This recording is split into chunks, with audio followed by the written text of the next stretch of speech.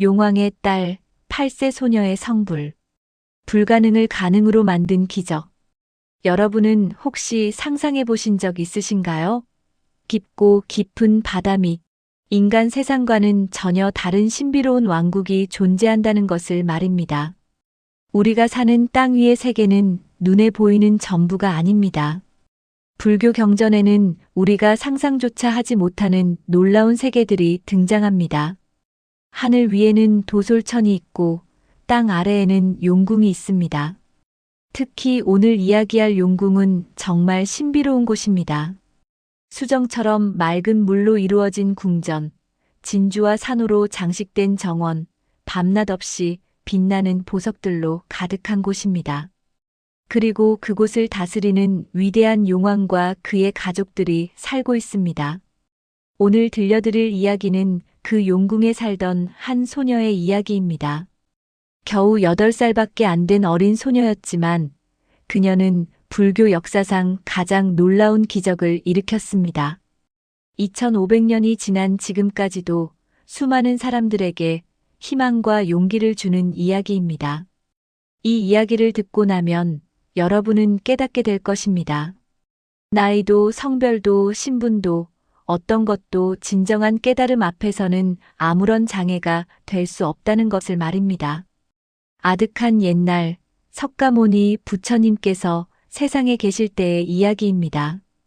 광활한 바다 깊은 곳, 인간의 눈이 닿지 않는 곳에 사가라 용왕이라는 위대한 왕이 살고 있었습니다. 사가라라는 이름은 범어로 바다를 뜻합니다. 그는 말 그대로 바다의 왕, 모든 용족을 다스리는 절대적인 존재였습니다. 그의 왕국은 인간의 상상을 초월하는 아름다움을 자랑했습니다. 용궁에 들어서면 가장 먼저 거대한 성문이 보입니다. 그 성문은 붉은 산호로 만들어졌는데 햇빛이 물을 통과해 비추면 마치 불타는 것처럼 붉게 빛났습니다. 성문을 지나면 긴 회랑이 나타납니다. 이 회랑의 기둥들은 모두 청금석으로 만들어졌습니다. 깊고 푸른 청금석 기둥들 사이로 걸으면 마치 밤하늘의 별들 사이를 걷는 것 같은 느낌이 듭니다. 회랑 끝에는 본궁이 있습니다. 본궁의 벽은 백옥으로, 바닥은 황금으로, 천장은 다이아몬드로 장식되어 있었습니다. 천장에서는 밤낮 없이 은은한 빛이 흘러나와 궁전 전체를 밝혔습니다. 해도 달도 필요 없는 곳이었습니다. 본궁을 둘러싼 정원은 더욱 신비로웠습니다. 물속에서도 피어나는 연꽃들이 가득했습니다. 이 연꽃들은 7가지 색깔로 빛났습니다.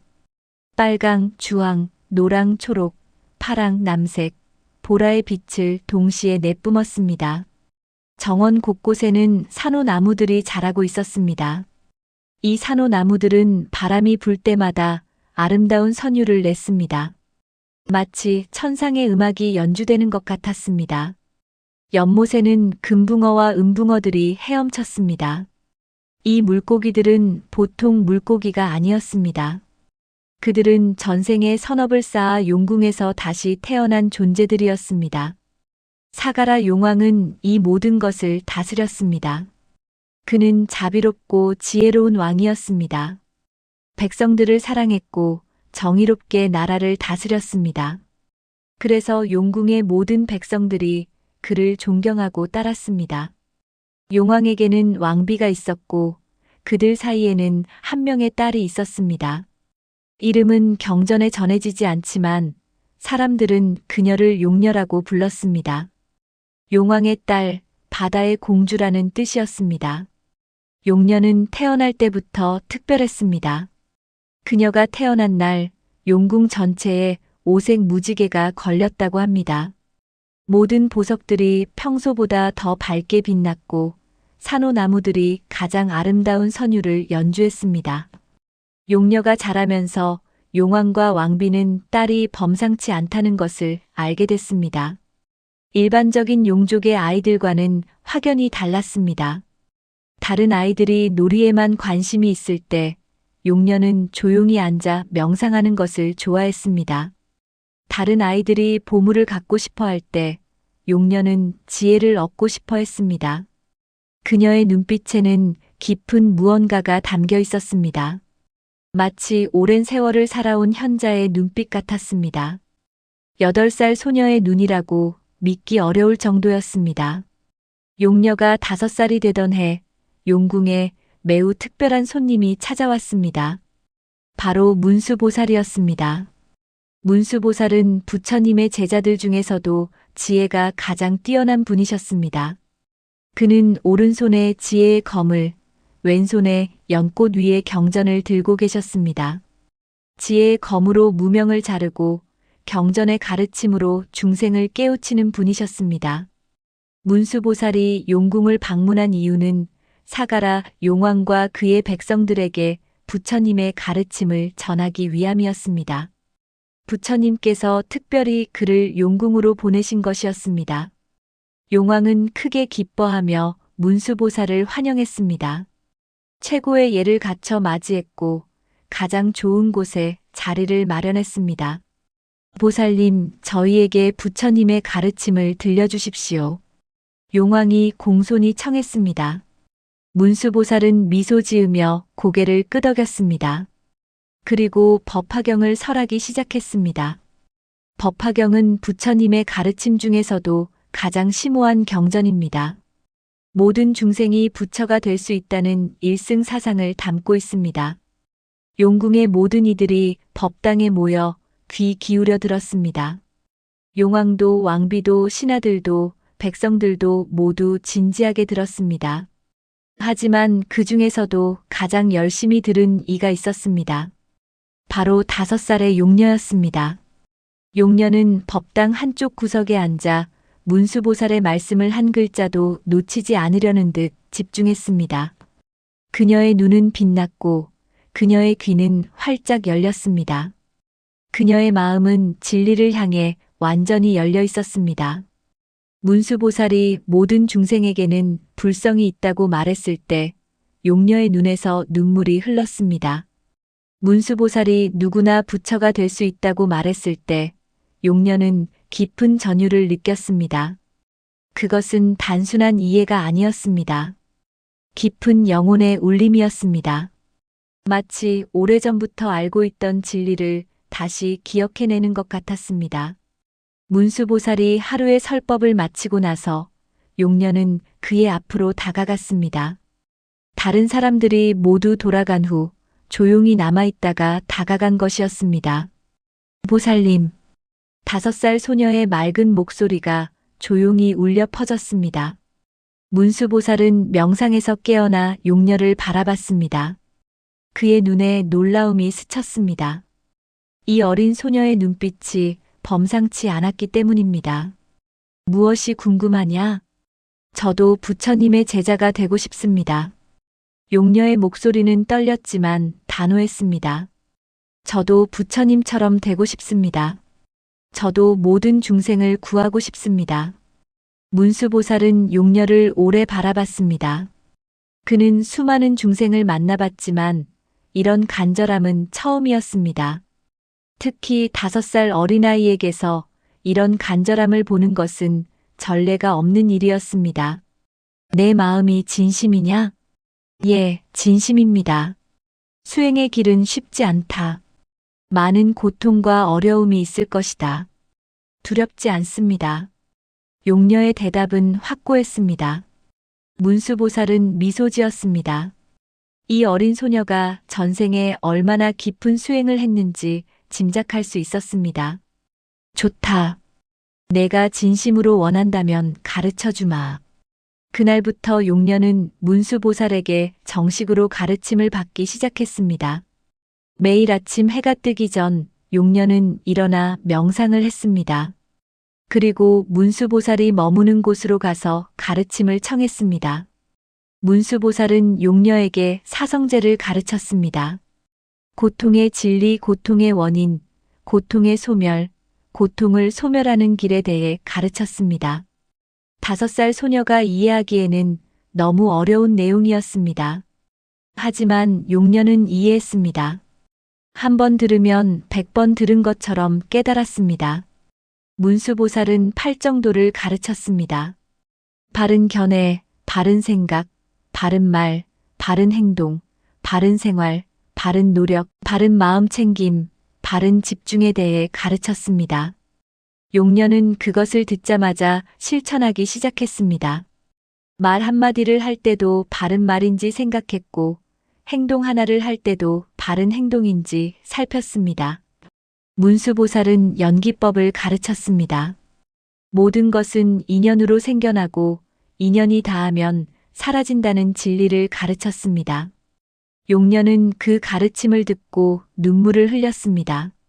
너무나 아름답고 완벽한 진리였기 때문입니다. 보살님, 이렇게 완벽한 진리가 있다는 것이 너무나 감사합니다. 문수보살은 놀랐습니다. 5살 소녀의 입에서 나온 말이라고는 믿기지 않았습니다. 1년이 지났습니다. 용녀는 이제 6살이 되었습니다. 문수보살은 더 깊은 가르침을 전하기 시작했습니다. 공의 사상, 중도의 가르침, 보살도의 실천 방법을 가르쳤습니다. 용녀는 마치 스펀지가 물을 흡수하듯 모든 가르침을 흡수했습니다. 하나를 배우면 열을 깨달았고, 열을 배우면 100을 이해했습니다. 문수보살조차 혀를 내두를 정도였습니다. 이 아이는 보통 존재가 아니다. 문수보살은 확신했습니다. 전생에 수많은 것 동안 수행했거나 아니면 이미 높은 경지에 이른 보살이 중생을 제도하기 위해 다시 태어난 것일지도 모른다. 2년이 더 지났습니다. 용녀는 이제 8살이 되었습니다. 3년 동안 용녀는 부처님의 모든 가르침을 배웠습니다. 그것도 완전하게 이해했습니다. 문수보살은 이제 더 이상 가르칠 것이 없다는 것을 알았습니다. 용녀는 이미 경전의 모든 가르침을 마스터했습니다. 더 놀라운 것은 용녀가 단순히 지식으로 이해한 것이 아니라 실제로 깊은 선정에 들 수 있었다는 것입니다.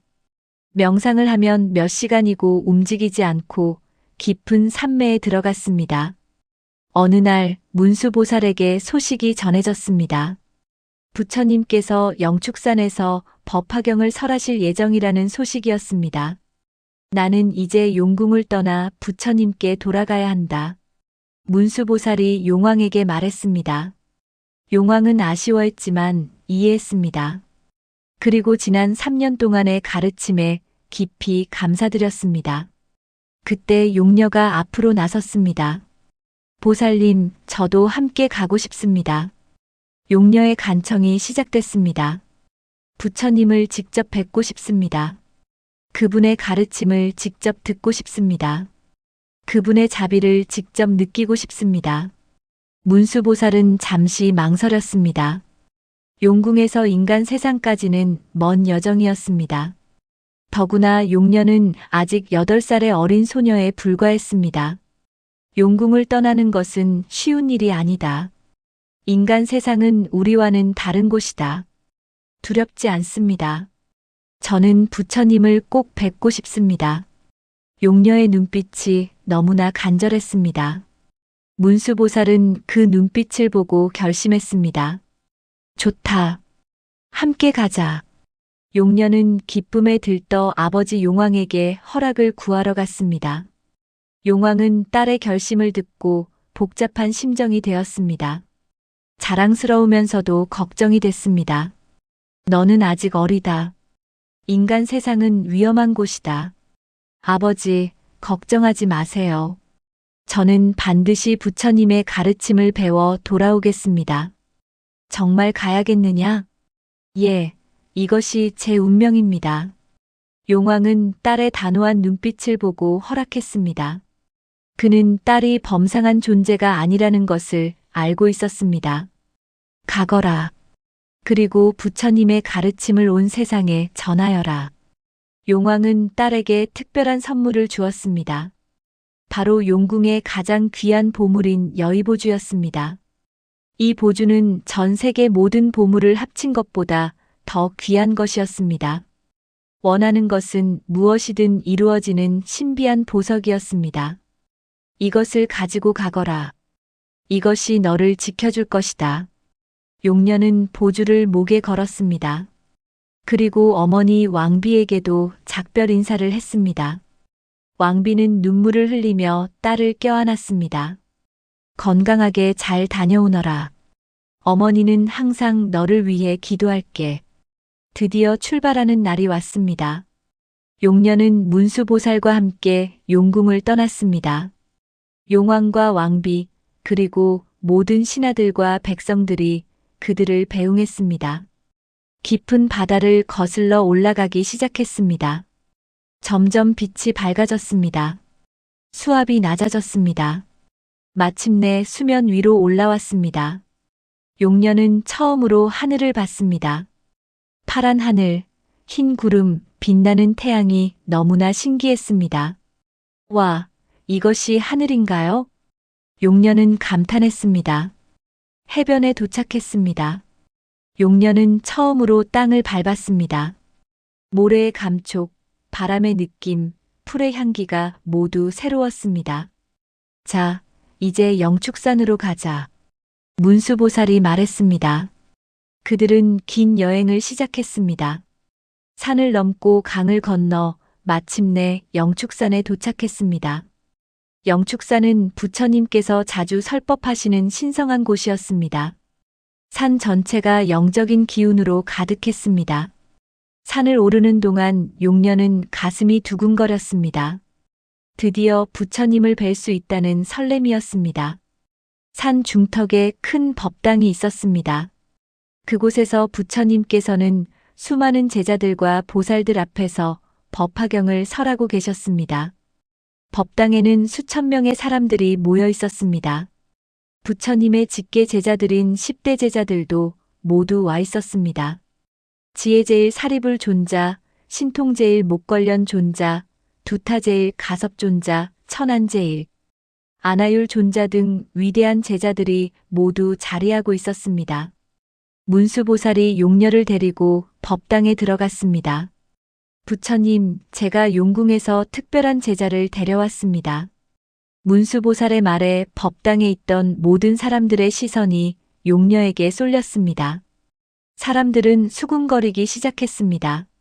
저 아이는 누구인가? 용족의 아이로 보이는데, 너무 어려 보이는데, 8살의 작은 소녀, 용족의 공주가 부처님 앞에 섰습니다. 용녀는 부처님을 보는 순간 눈물이 났습니다. 너무나 자비로운 얼굴, 너무나 평화로운 눈빛이었습니다. 용녀는 공손히 절했습니다. 삼배를 올렸습니다. 그 모습이 너무나 진지하고 경건해서 어린아이 같지 않았습니다. 부처님께서는 자비로운 미소를 지으시며 용녀를 바라보셨습니다. 잘 왔구나, 어린 용녀여. 부처님의 목소리는 따뜻했습니다. 그때 법당 한쪽에서 한 사람이 일어섰습니다. 바로 지혜제일 사리불 존자였습니다. 사리불은 부처님의 제자들 중에서도 가장 뛰어난 지혜를 가진 분이었습니다. 그는 논리적이고 분석적인 성격으로 유명했습니다. 문수보살님, 사리불이 앞으로 나서며 물었습니다. 이 어린 용녀가 무슨 깨달음을 얻었다는 것입니까? 이토록 어린 나이에 무엇을 이루었다는 것입니까? 법당이 조용해졌습니다. 모두가 문수보살의 대답을 기다렸습니다. 문수보살이 차분하게 대답했습니다. 사리불 존자님, 이 용녀는 비범합니다. 그녀는 겨우 3년 만에 법화경의 모든 가르침을 완전히 이해했습니다. 3년이라고요? 사람들이 놀라 웅성거렸습니다. 그뿐만이 아닙니다. 문수보살이 계속 말했습니다. 그녀는 이미 깊은 선정에 들 수 있습니다. 몇 시간이고 흔들림 없이 삼매에 들어갑니다. 그녀는 모든 경전의 의미를 꿰뚫고 있으며 8만 4천 법문을 모두 이해하고 있습니다. 그리고 무엇보다 중요한 것은 문수보살의 목소리에 확신이 담겼습니다. 그녀는 진정한 보리심을 발했습니다. 모든 중생을 구하겠다는 서원을 세웠습니다. 그 서원이 얼마나 순수하고 강한지 저도 감동받았습니다. 법당에 있던 사람들이 더욱 웅성거렸습니다. 정말 그럴 수 있습니까? 겨우 8살인데. 더구나 여자아이가. 용족은 축생도에 속하는데. 사람들의 의심과 회의가 커져갔습니다. 사리불 존자는 여전히 납득하지 못한 표정이었습니다. 그는 논리와 이성을 중시하는 사람이었습니다. 문수보살님, 사리불이 다시 말했습니다. 제가 직접 이 아이를 시험해봐도 되겠습니까? 정말로 그런 깨달음을 얻었는지 확인하고 싶습니다. 문수보살이 용녀를 바라봤습니다. 용녀는 고개를 끄덕였습니다. 좋습니다. 사리불 존자님. 문수보살이 허락했습니다. 사리불은 용녀 앞으로 다가갔습니다. 그의 눈빛은 예리했습니다. 어린 용녀여, 그대가 정말 깨달음을 얻었다면 내 질문에 답해보거라. 무엇이든 물어보십시오. 용녀의 목소리는 맑고 자신감에 차 있었습니다. 조금의 두려움도 없었습니다. 사리불이 첫 번째 질문을 던졌습니다.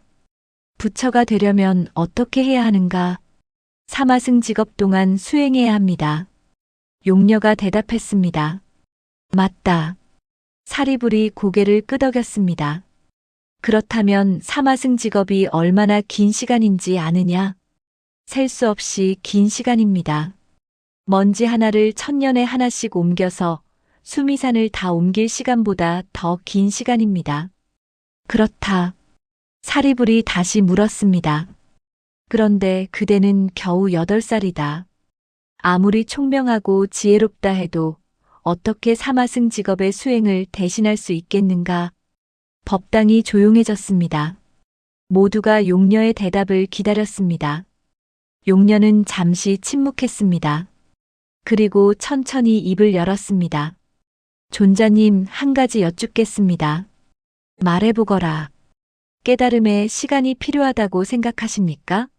사리불은 당연하다는 듯 대답했습니다. 당연하지 않은가?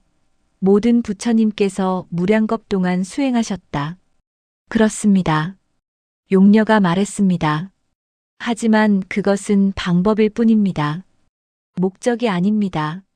무슨 말이냐? 깨달음 그 자체에는 시간이 필요하지 않습니다. 용녀의 목소리가 명확해졌습니다. 진리는 원래부터 우리 안에 있습니다. 다만 우리가 보지 못할 뿐입니다. 무량겁의 수행이 필요한 것은 그 진리를 가리는 무명과 번뇌를 걷어내기 위함입니다. 하지만 존자님, 용녀가 계속 말했습니다. 만약 한순간에 그 무명을 깨뜨릴 수 있다면, 만약 단번에 진리를 볼 수 있다면 시간은 아무런 문제가 되지 않습니다. 도노돈수입니다. 단번에 깨닫고 단번에 이루는 것입니다. 법당에 있던 사람들이 놀라 서로를 바라봤습니다. 8살 소녀의 입에서 나온 말이라고는 믿기지 않을 정도로 깊은 통찰이었습니다. 사리불은 잠시 말문이 막혔습니다. 하지만 그는 쉽게 물러서지 않았습니다. 좋다. 사리불이 다시 물었습니다. 그렇다면 또 다른 문제가 있다. 보살은 육바라밀을 닦아야 한다. 보시, 지계, 인욕, 정진, 선정, 지혜를 완성해야 한다. 그대는 이것을 모두 완성했는가? 완성했습니다. 용녀가 단호하게 대답했습니다. 어떻게 증명할 수 있는가? 제 마음을 보십시오. 용녀가 말했습니다. 그 순간 신기한 일이 일어났습니다. 용녀의 주변에서 부드러운 빛이 나오기 시작했습니다. 그 빛은 너무나 평화롭고 자비로웠습니다. 법당에 있던 모든 사람들이 그 빛을 느꼈습니다. 마음이 평온해지고 번뇌가 사라지는 것을 느꼈습니다. 이것이 제가 닦은 육바라밀입니다. 용녀가 조용히 말했습니다. 사리불도 그 빛을 느꼈습니다. 그리고 놀랐습니다. 정말로 이 어린 소녀가 높은 경지에 이른 것 같았습니다. 하지만 사리불에게는 마지막 질문이 남아 있었습니다. 가장 중요한 질문이었습니다. 용녀여. 사리불이 엄숙하게 말했습니다. 그대가 아무리 지혜롭고 아무리 수행이 깊다 해도 한 가지 극복할 수 없는 것이 있다. 무엇입니까? 그대는 여자의 몸이다. 법당이 다시 조용해졌습니다. 옛 경전에는 이렇게 쓰여 있다. 사리불이 말을 이었습니다. 여자의 몸으로는 5가지가 되지 못한다고 했다. 첫째, 범천왕이 될 수 없고, 둘째, 제석천이 될 수 없고, 셋째, 마왕이 될 수 없고, 넷째, 전륜성왕이 될 수 없고, 다섯째, 부처가 될 수 없다고 했다. 이것은 오래된 가르침이다. 여자의 몸으로는 부처가 될 수 없다는 것이 불교의 전통이다. 사리불의 목소리가 단호했습니다. 그대가 아무리 지혜롭다 해도 이 전통을 어떻게 극복하겠는가? 여자의 몸으로 어떻게 부처가 되겠는가? 법당에 모인 사람들이 고개를 끄덕였습니다. 많은 이들이 사리불의 말이 옳다고 생각했습니다. 특히 여자 제자들은 슬픈 표정을 지었습니다. 그들도 부처가 되고 싶었지만 여자의 몸으로는 불가능하다고 들어왔기 때문입니다. 용녀는 사리불을 조용히 바라봤습니다. 그리고 물었습니다. 존자님, 진심으로 그렇게 믿으십니까? 그것이 전통이다. 전통이 항상 옳습니까? 용녀의 질문에 사리불은 대답하지 못했습니다. 용녀가 계속 말했습니다. 부처님께서 말씀하셨습니다.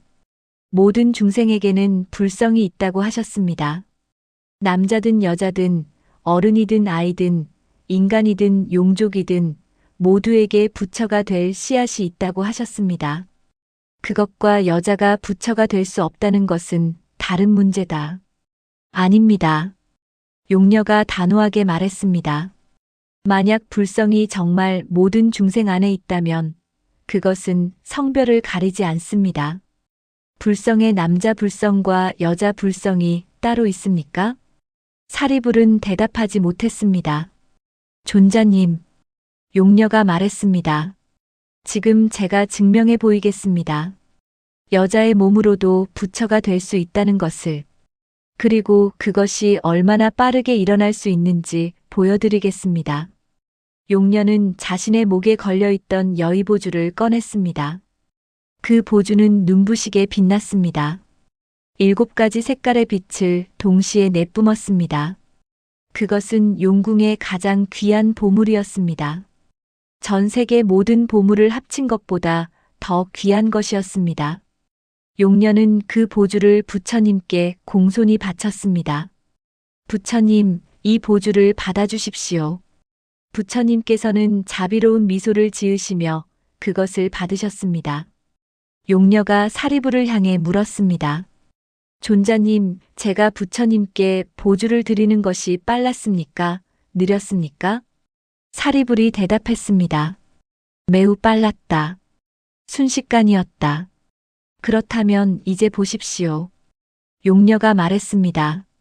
제가 부처가 되는 것을 보십시오.